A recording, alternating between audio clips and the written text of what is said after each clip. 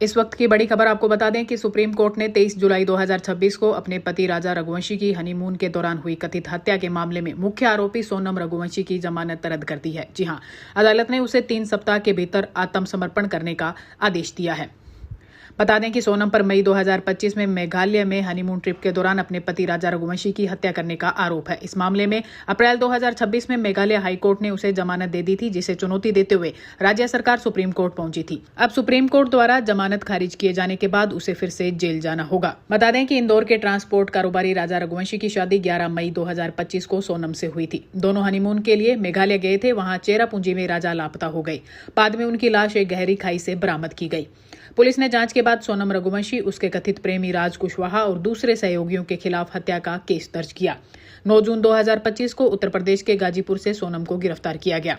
वहीं आपको बता दें कि गिरफ्तारी के समय लापरवाही से तैयार किया गया अरेस्ट मेमो सोनम की जमानत का आधार बन गया। पुलिस ने गिरफ्तारी मेमो और केस डायरी में हत्या के लिए लगने वाली बीएनएस की धारा 103 की जगह धारा 403 लिख दिया गया, जबकि बीएनएस में ऐसी कोई धारा ही नहीं है। निचली अदालत ने 28 अप्रैल 2026 को सोनम को सशर्त जमानत दे दी। कोर्ट ने कहा कि आरोपी को गिरफ्तारी का सही कारण न बताना संविधान के अनुच्छेद 22 का सीधा उल्लंघन है। वहीं 29 जून को हाईकोर्ट ने भी निचली अदालत का यह आदेश बरकरार रखा था।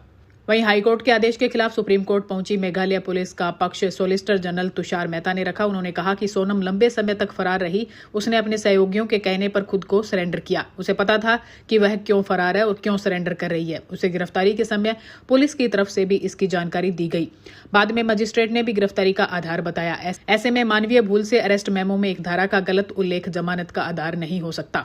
जज इस बात से सहमत थे कि सोनम को गिरफ्तारी का कारण पता था। उन्होंने केस के तथ्यों और आरोप की गंभीरता भी विचार किया और माना कि उसका जमानत पर बाहर रहना गलत है। सोनम के लिए पेश वकील ने कहा कि वह शिलोंग में ही है, जमानत की सभी शर्तों का पालन कर रही है।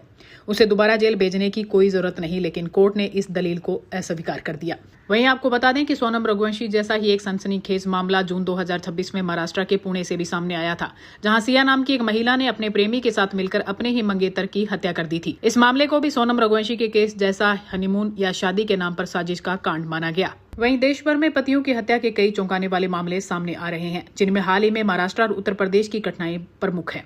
महाराष्ट्र में साड़ी नहीं दिलाने को लेकर हुए एक विवाद में एक पत्नी ने कथित तौर पर अपने पति के सिर पर प्रेशर कुकर से वार किया और फिर गला घोंटकर उसकी हत्या कर दी। वहीं उत्तर प्रदेश के एक मामले में पत्नी ने अपने प्रेमी और अन्य साथियों के साथ मिलकर पति को रास्ते से हटाने के लिए उसे सांप से कटवाकर मरवा दिया। एक अन्य मामले में प्रेमी के साथ मिलकर पति को खीर में नशीला पदार्थ खिलाकर मौत के घाट उतार दिया गया और ये मामला भी उत्तर प्रदेश का है। देश भर में इस तरह की घटनाएं आम हो गई है और लगातार बढ़ती ही जा रही है। इस तरह की घटनाएं हमारी कानून व्यवस्था की गड़बड़ियों को साफ झलका रही है।